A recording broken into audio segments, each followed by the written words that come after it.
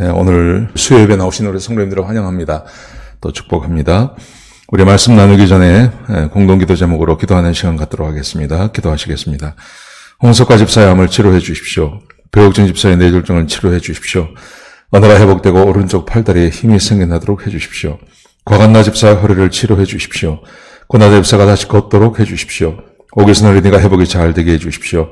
우한 폐렴으로부터 우리를 지켜주십시오. 예수님의 이름으로 기도합니다. 아멘. 오늘 본문의 말씀은 잠언입니다. 잠언 1장 1절에서 7절까지 말씀입니다. 제가 봉독해드리겠습니다. 다윗의 아들 이스라엘 왕 솔로몬의 잠언이라. 이는 지혜와 훈계를 알게 하며 명철의 말씀을 깨닫게 하며 지혜롭고 공의롭게 정의롭게 정직하게 행할 일에 대하여 훈계를 받게 하며 어리석은 자를 슬기롭게 하며 젊은 자에게 지식과 근신함을 주기 위한 것이니 지혜 있는 자는 듣고 학식을 더할 것이요 명철한 자는 지락을 얻을 것이라. 잠언과 비유와 지혜 있는 자의 말과 그 오묘한 말을 깨달으니라. 여호와를 경외하는 것이 지식의 근본이거늘 미련한 자는 지혜와 훈계를 멸시하느니라. 아멘. 네, 오늘부터 한 달 동안 우리 차혜리 전선생님 나오셔서 말씀 전해주시겠습니다. 우리 차기순 집사님 떠나시고 얼마 되지 않아서 그런데 제가 말씀을 좀 부탁을 드렸습니다. 그래서 우리 차혜리 전선생님이 구약 박사학위를 좀 하고 있기 때문에 구약에 대해서 굉장히 해박한 지식을 가지고 있습니다. 우리에게 굉장히 좋은 시간이 될 걸로 믿습니다. 오늘 나와서 첫 번째 잠언에 대해서 말씀해 주시겠습니다. 우리 차혜리 전선생님 나오시겠습니다. 안녕하셨습니까? 8월 4주 동안 구약 성경에서 나타난 지혜에 대해서 살펴보기로 하겠습니다. 구약 성경 전반에 걸쳐서 지혜가 언급되어지고 있습니다. 예를 들면 신명기에서는 지혜와 율법이, 그리고 선지자서에는 스스로 지혜롭다고 하는 인간이 실제로는 그렇지 않음과 대비하여 하나님의 놀라운 지혜를 찬양하고 있습니다. 시편에서도 메시아적인 주제와 함께 지혜는 시편의 큰 축을 차지하고 있습니다. 그렇지만 이번 주에 저희가 이번 8월 달 동안에 살펴볼 잠언, 전도서, 욥기는 지혜서라고 불리울 만큼 지혜와 밀접한 관련된 책입니다. 왜냐하면 이 세 책들에는 과연 지혜가 무엇인가, 그 지혜의 본질이 설명되어져 있기 때문입니다. 이 세 책들은 공통된 점이 하나님을 경외하는 것, 여호와를 경외하는 것이 지혜라고 하는 그 공통점을 가지고 있는데, 그렇지만 세 책들은 지혜에 대해서 조금씩 다르게 접근을 하고 있습니다. 그래서 이 세 책을 서로 비추어 읽어보면 성경에서 말하는 지혜를 더 잘 이해할 수 있습니다. 아마 제가 말씀드리는 동안에 욥기는 고난에 관한 책인데 왜 지혜에 관한 책이라고 할까 생각하시는 분들이 있으실 것 같습니다. 8월 3주에 이에 대해서 자세히 살펴보도록 하겠습니다. 그래서 오늘은 잠언, 그리고 다음 주에는 전도서, 셋째 주에는 욥기, 마지막 주에는 구약 전반에 나타나 있는 지혜로운 자와 지혜롭지 못한 자의 예를 살펴보도록 하겠습니다. 기도드리고 시작하겠습니다. 하나님 아버지 감사드립니다. 오늘도 수요 예배를 통해서 하나님께 예배드리고 하나님의 말씀을 배울 수 있게 하여 주시니 감사합니다. 오늘은 하나님께서 저희에게 지혜롭게 살라고 지혜에 관한 말씀들을 주신 바로 그 세 편의 책들을 통해서 지혜를 잘 배우고자 합니다. 말씀을 전하는 저와 말씀을 듣는 성도님들의 마음을 성령님께서 역사하여 주셔서 저희가 잘 그 말씀을 배울 수 있게 하여 주시옵소서. 예수님 이름으로 기도드렸습니다. 아멘. 오늘은 성경 구절이 좀 많아서 제가 컴퓨터를 사용해서 보면서 하도록 하겠습니다. 오늘은 앞에서 말씀드린 것처럼 잠언에 대해서 살펴보도록 하겠습니다. 잠언은 지혜의 세 측면을 설명해주고 있습니다. 실용적인 측면, 그리고 윤리적인 측면, 신학적인 측면입니다. 이 세 측면은 서로 이렇게 분리된 것이 아니라 이 세 가지 면에서 모두 지혜로워야 실은 올바르게 지혜롭다라고 할 수 있는 것입니다. 그런데 먼저 그 잠언의 목적을 먼저 살펴보도록 하겠습니다. 잠언에서 1장 1절에서 7절은 이 전체 잠언의 서문에 해당되는 내용입니다. 이 서문이라 함은 앞으로 말할 내용을 요약하여 무엇을 말하겠다는 것을 정리해 놓은 것이기 때문에 이 서문을 한번 살펴보도록 하겠습니다. 2절입니다. 이는 지혜와 훈계를 알게 하며 명철의 말씀을 깨닫게 하며, 즉 지혜, 훈계, 명철은 같은 의미로 쓰여진 것입니다. 즉 이 책을 읽는 사람들에게 지혜를 가르쳐서, 3절은 다음에 자세히 살펴보도록 하겠습니다.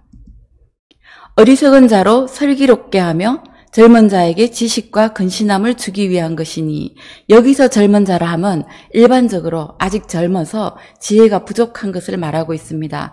즉 어리석은 자, 젊은 자, 아직 지혜가 부족한 자는 지혜롭게 하겠다는 것입니다.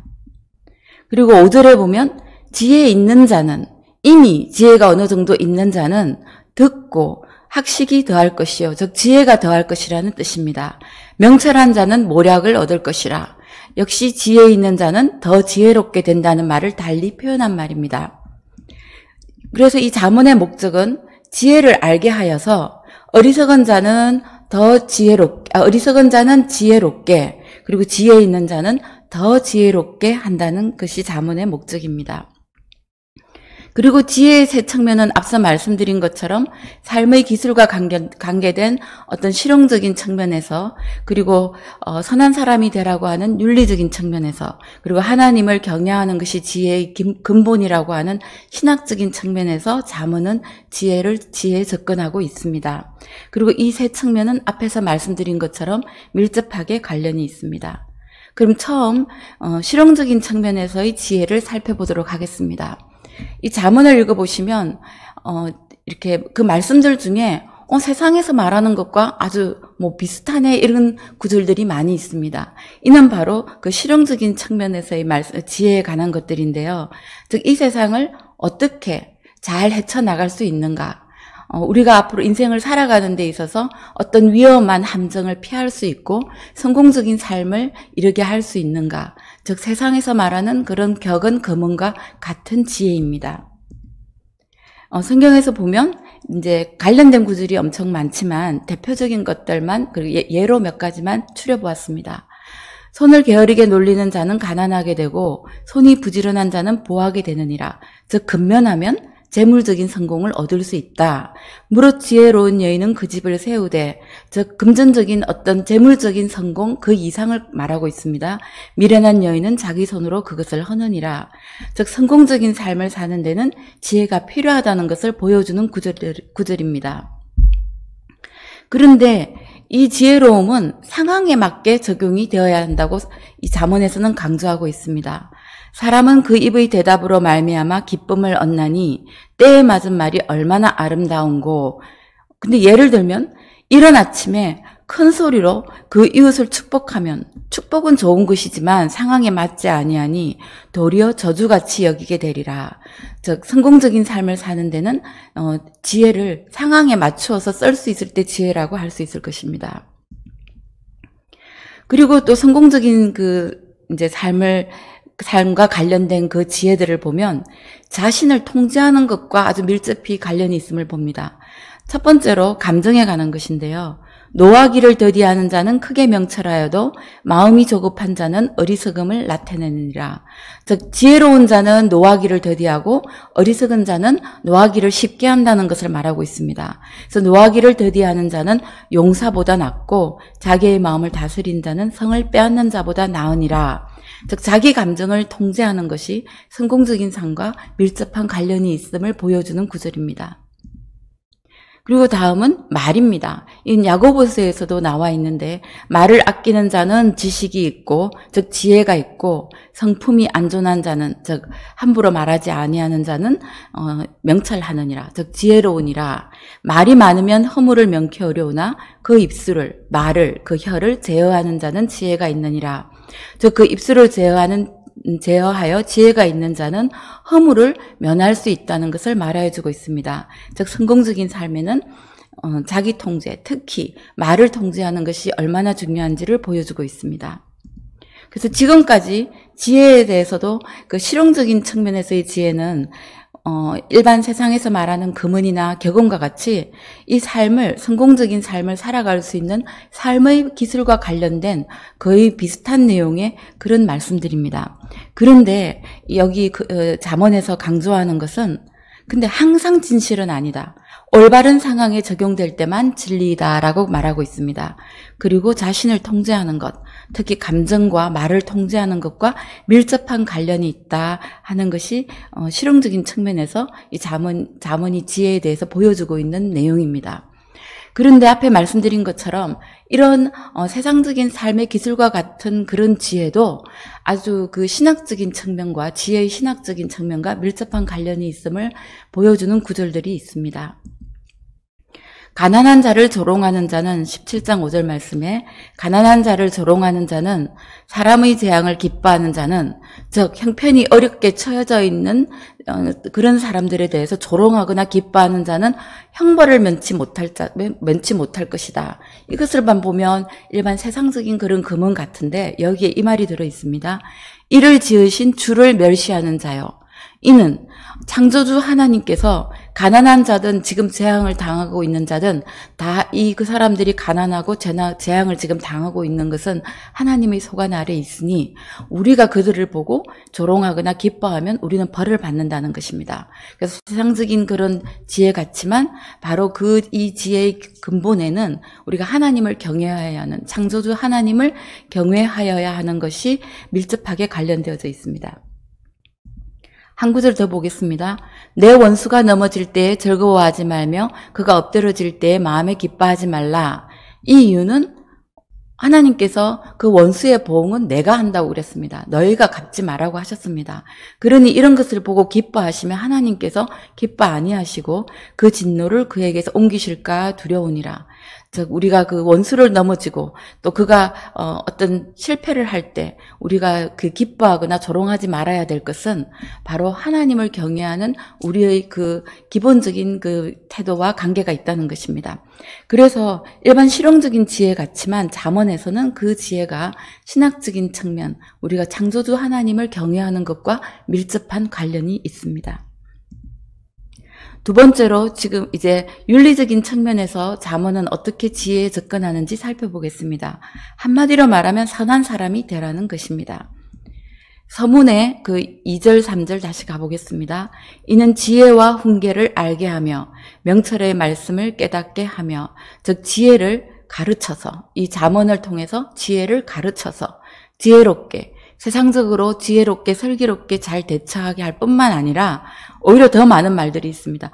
의롭게, 공평하게, 정직하게 행할 일에 대하여 훈계를 받게 하며 즉 지혜를 가르쳐서 의로운 사람이 되어 선한 행실을 할 수 있게 하기 위한 것이 잠언의 목적입니다. 하나님의 명령은 예를 들면 십계명은 항상 진실입니다. 그런데 여기서 말하는 지혜는 앞서 보았듯이 진실은 아니고 올바른 상황에 적용될 때만 진실이었습니다. 그 말은 바르게 적용하면 명령과 같은 힘을 가지고 있다는 것입니다. 지금 이제 나누어 볼 그런 윤리적인 측면에서 접근하는 잠언의 지혜들은 바로 이 하나님의 명령과 같은 힘을 가집니다. 왜냐하면 10계명에서 5계명에서 10계명까지 즉 부모를 공경하라, 살인하지 말라, 간음하지 말라, 도둑질하지 말라, 거짓 증언하지 말라, 탐내지 말라. 여기 사람과 사람 사이에 관계된 그 계명에 해당되는 부분들이 여기 잠언에 다 나타나 있습니다. 즉 잠언에서 윤리적인 측면에 해당되는 여러 구절들은 실제로 보면 이 10계명에 있는 내용들을 실제 현실에서 일어날 수 있는 여러 상황의 말들로 설명을 하고 있습니다. 예를 들면 제5계명은 부모를 공경하라입니다. 잠언에서는 내 아들아 내 아비의 훈계를 들으며 내 어미의 법을 떠나지 말라. 아들들아 아비의 훈계를 들으며 명철을 얻기에 주의하라. 내 아들아 들으라. 아버지의 말을 들으라.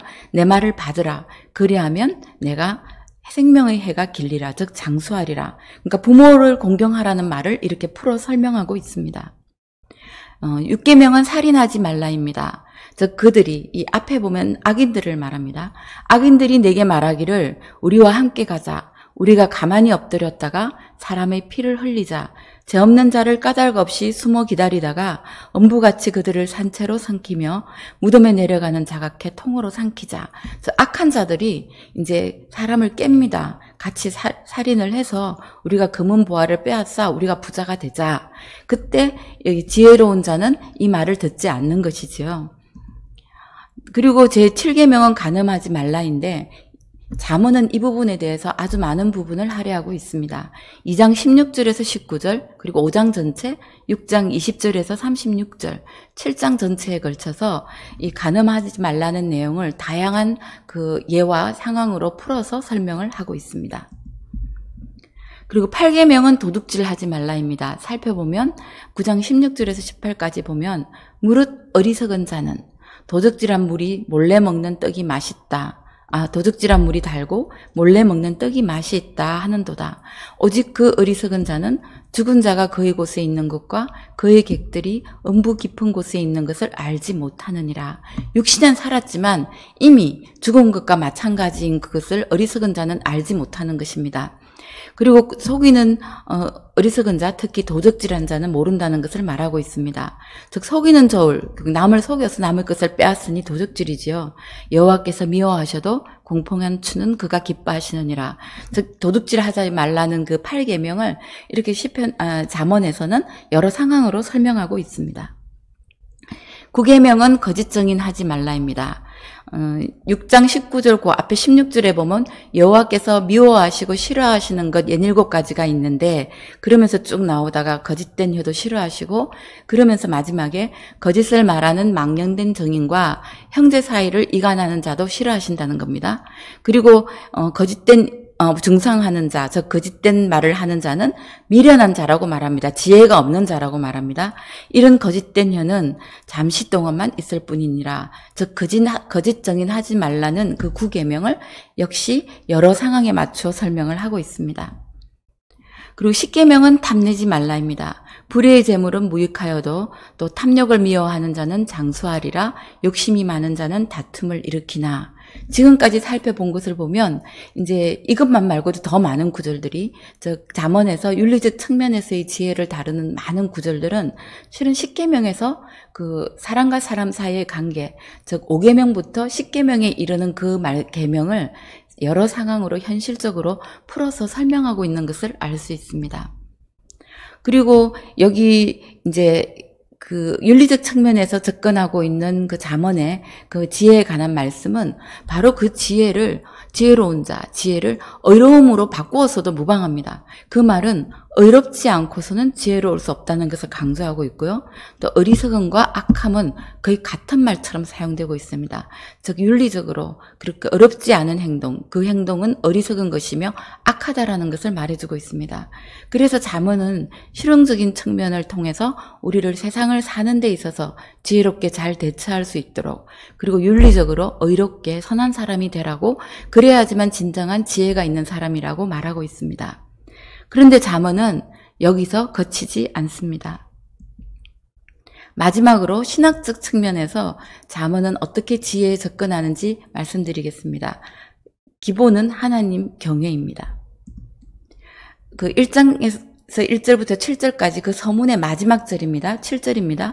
여호와를 경외하는 것이 지식의 근본이오늘 미련한 자는 지혜와 훈계를 멸시하느니라. 여기서 지식과 지혜와 훈계는 같은 의미로 사용되어졌습니다. 즉 여호와를 경외하는 것이 지혜의 근본이오늘. 그리고 9장 10절에 보면 여호와를 경외하는 것이 지혜의 근본이요 거룩하신 자 여호와를 아는 것이 명철 지혜니라. 즉 지혜의 근본은 지혜의 시작은 바로 여호와를 경외하는 것이라는 것입니다. 그럼 이 경외에 대해서 자세히 살펴보겠습니다. 경외는 히브리어로 이라트라는 단어인데 영어로는 fear로 번역이 되어져 있습니다. 그래서 하나님 경외한다는 말이 영어로는 fear of God, fear of Lord, fear of 야훼로 표현되어져 있습니다. 근데 이 fear는 우리가 말한 아주 불안함부터 어떤 공포의 대상으로부터 도망치기까지 하는 그런 감정을 다 포함하는 그 감정의 넓은 폭을 포함하는 단어입니다. 그래서 아마 자녀분들이나 혹은 손자분들이 영어 성경을 읽다가 Fear of God을 읽고 구약에서 전쟁을 하게 하시고 사람들을 죽이시는 그 무서운 하나님을 떠올릴 수도 있습니다. 그래서 이 Fear of God, 즉 하나님 경외에 대해서 한번 살펴보는 것이 중요합니다. 여기서 말하는 그 하나님을 경외한다. 그러니까 Fear of God은 우리와 같은 그 피조물이 우리의 삶과 죽음을 주관하시는, 우리가 지금도 당장도 살고 죽음을 주관하시는 바로 그 창조주 하나님 앞에 우리가 섰을 때의 느낌을 말합니다. 어떤 느낌일까요? 아마 너무 놀라서, 그리고 존경한다는 리스펙트라는 단어로도 표현할 수 없을 그 감정으로, 그래서 무서움이 아니라 그 놀라운 능력에 의해서 우리가 두려움으로, 그래서 그 앞에 저절로 무릎을 꿇고 바로 하시는 말씀을 겸손하게 그대로 다 실행하게 되는 그 모든 것을 포함하는 말입니다. 즉 하나님을 경외한다는 말에는 그래서 우리가 한글로 번역된 것은 아주 잘 번역된 것 같습니다. 즉 공경할 경자와 두려워할 외자를 쓰고 있으니까요. 그래서 이제 이 하나님을 경외한다는 말에는 그냥 두려워한다, 존경한다 그런 뜻만 있는 게 아니라 그 놀라운 나를 창조하신 그 하나님 앞에 내가 섰을 때의 그 느낌, 그야말로 무릎을 꿇을 수밖에 없고, 그래서 그 말씀하신 것을 겸손하게 시키는 대로 다 순종하게 되는 것입니다. 이에 대해서 창세기 그 아브라함에게서 잘 나타나 있습니다. 창세기 22장입니다. 아브라함에게 이삭을 바치라 하신 하나님의 명령대로 지금 이삭을 제물로 바치려 하는 그 순간 들리는 음성입니다. 내가 내 아들을 내 독자라도 내게 아끼지 아니하였으니 내가 이제야 하나님을 경외하는 줄을 아노라. 이 앞에서 아브라함이 하나님의 말씀을 믿을 때 그 믿음으로 그를 의롭다고 하셨는데, 지금 하시는 말씀은 이제 내가 내 독자를 바치니, 즉 내가 이같이 행하여, 16절에 보면 내가 이같이 행하여 내 아들 내 독자를 아끼지 아니하였은즉 아브라함에게 그 축복을 한 번 더 되풀이 하십니다. 이는 내가 나의 말을 준행하였다 하셨다 하니라. 즉 하나님을 경외한다는 것은 그 말씀을 듣고 순종하여 행함이 있는 바로 그 믿음을 말하는 것입니다. 그래서 여기 잠언에서 신학적 측면에서 접근하는 그 지혜는 하나님에 대한 올바른 태도가 필요하다는 것을 말합니다. 즉 하나님과의 굳건한 관계, 하나님 말씀을 늘 듣고 그 말씀대로 기꺼이 순종하며 나아가는, 그 말씀대로 준행하는 그 관계가 필요하다는 것을 말하고 있습니다. 한 번 더 1장 7절 가보겠습니다. 여호와를 경외하는 것이 지식의 즉 지혜의 근본이오늘 미련한 자는 지혜와 훈계를 멸시하느니라. 즉 지혜를 거부하는 자는 미련한 자이고, 이는 지혜를 거부하는 것이 아니라 결국은 하나님 경외하기를 거부한다는 것입니다. 그래서 저희가 지혜롭게 되어야 하는 것은 그냥 지혜로워서 더 성공적인 삶을 살기 위해서가 아니라 결국 하나님의 명령입니다.